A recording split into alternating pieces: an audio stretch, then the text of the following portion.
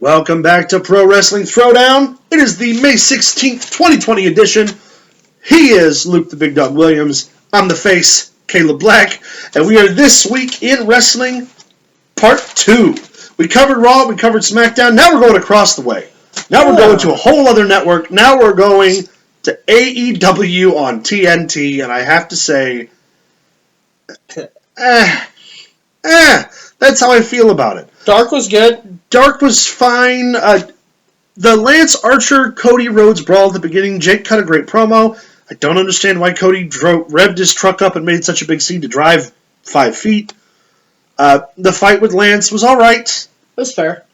Other than that, MJF's match was and MJF stole the show because he always does. Because he's printed money, just walking around, dropping it all over everywhere, everything he touches. Jericho got an easy 3-minute paycheck. Yeah, off of Sugar Dunkerton is Sugar D, Pineapple Pete. Vanguard met its untimely demise at the hands of the Inner Although Circle. I'm gonna point something out. Sammy Guevara in a neck brace was selling funny, that is hilarious to me. The tag match between Matt and Omega and Santana and Ortiz was good. Went on a little longer than I thought maybe it should have. I can't get behind Santana and Ortiz. I just can't. See, I can. The facial expressions and the tiger claw and everything. Yeah, that's a. Matt Hardy does enough of the delete and stuff. It's not the gimmick that comes with it. I'm also really not entertained by the fact that the tag team champions Kenny Omega and Adam Page aren't wrestling these matches together. And I understand Adam Page is staying home because of the Steve Corino virus, but you gotta set a tag team champions. Yeah. Use them. And, and again, I understand people are opting to stay home, but for me, I would care much more about these tag matches if it were the tag team champions. Not saying that Matt doesn't entertain me. No. But I just don't care because it's not going to go anywhere. But, that match you got what you expected. Jericho did announce the Stadium Brawl to come between the Inner Circle and the Elite. I find it funny that he mentioned that it's going to be in an 80,000 seat arena, but that arena's going to be empty. Like he neglected to mention the fact. He mentioned the size of it, but all we're going to see is the ring. Truth. Unless they wrestle up in the stadium. We had a Fatal 4-Way. That was decent. The women's match Chris was Statlander, Dr. Britt Baker, Io Shirai, who's the number 1 contender right now. Io Shirai. I'm sorry, Hikaru Shida. Yeah, you go. And the bad, super bad, whatever her name is, it comes out with Kip Sabian. Yeah. It was all right. It was good. Wasn't a whole lot, was an okay 4-way. Who we expected to go over, went over. Main event was Brody Lee and Christopher Daniels. Again, it just drug on. We have to talk about it. And the thing that killed me 37 kickouts was the match drug on, and it wasn't that good. And then when Moxley does come, Brody Lee, who's stolen his championship, runs away, and Moxley's entire thing is that he's here to fight, and just stood still and let him run away. Didn't chase him, didn't follow him. Right, it was really weird. I think that there was more Christopher Daniel kickouts in Wednesday's main event than there was shout-outs to the fact that Humberto Carrillo and Garza are cousins on Money in the Bank, or Monday after Money in the Bank. I don't like the idea that the plan was to build Moxley as this rebel, as this badass. Why isn't he chasing them down when they're running away? Why are we waiting the entire broadcast to see him walk through an empty arena? He hit the paradigm shift on a couple of nobodies from the Dark Order, and then Brody Lee just walked off. Austin would have chased him down. And he stood in the ring and let him go. If you want it to feel real, he needs to give chase. He needs to get through the curtain, and Brody Lee needs to be getting in a car and just driving away, and Moxley needs to be swinging a bat and throwing it at the car, or something other than just, I'm here to fight. Oh, okay, bye.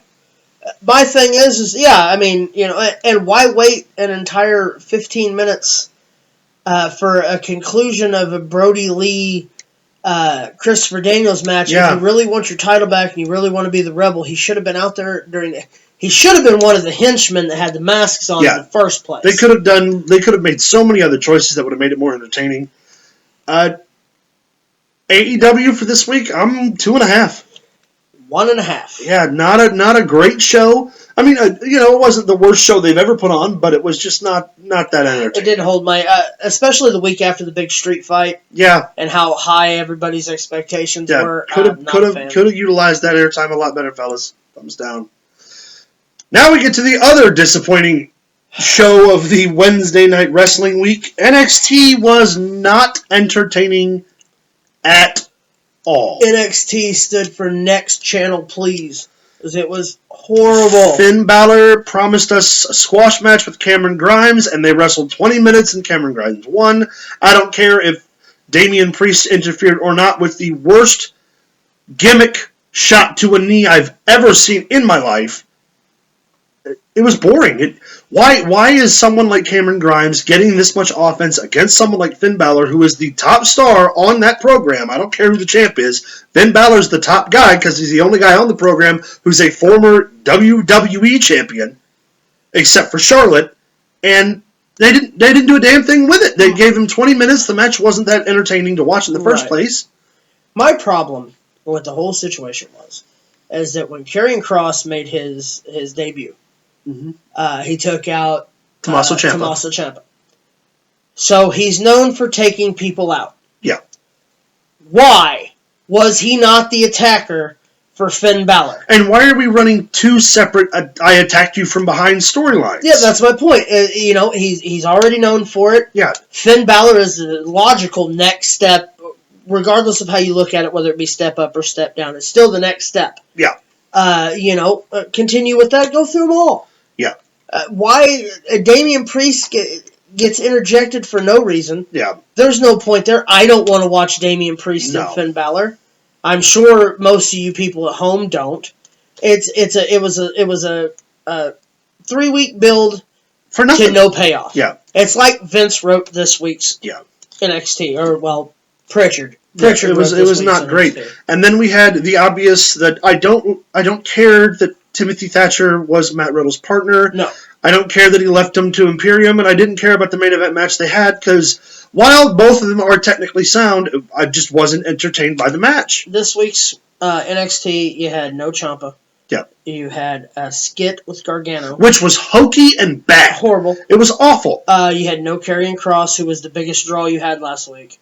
You had no Undisputed Era, no Velveteen Dream, no Dexter Lumis. And nothing to piggyback off of the week before. Last week's NXT was so good. So good. And this week did nothing to follow up, did nothing to further the story. And by the way, if you run a weekly wrestling TV show, that's the fucking point, is to start at one spot and to get to the next one. And with this interjected horse shit that they fed us, I just wasn't good. The biggest thing about your program, NXT, shouldn't be the fact that you have to have Shawn Michaels, Road Dogg, and Triple H come on and announce that NXT is going to do a pay-per-view that died in 96 in your house, yet no gimmick, no way to sell the pay-per-view. You're just going to sell it on name recognition. Yeah. People who aren't our age or a little younger than us have no idea what In Your House is. People who are just casual watchers on Wednesday don't understand it. And it makes no sense. And the Johnny Gargano skit, it's fucking stupid, was just so bad. Horrible. I don't like hokey heel shit. Look at this. Look at this. Look at who we beat. Look at how good I look. Fuck off. If you're a heel, your job is to be a devious, dirty, low-down son of a bitch. Everything they did with AJ Styles on Raw, watching the Undertaker stuff, they completely screwed up with Gargano. NXT gets a 1 for me this week. 0.75. And a big, resounding thumbs I'm down. not lifting my hand. It's not worth it. It just would. I had high hopes.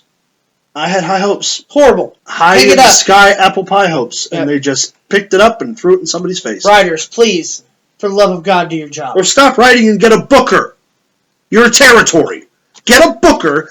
Stop with the hokey, stupid storyline bullshit and make Karrion Kross kill everyone. That right there sells your fucking show. Balor, Kross, sell pay-per-view. That is going to wrap us up for This Week in Wrestling Part 2. What did you think of AEW and NXT? Are we dead wrong or do you agree? Like, subscribe, leave us a comment, or send us an email at prowrestlingthrowdown@gmail.com. Stay tuned for Today in Wrestling History.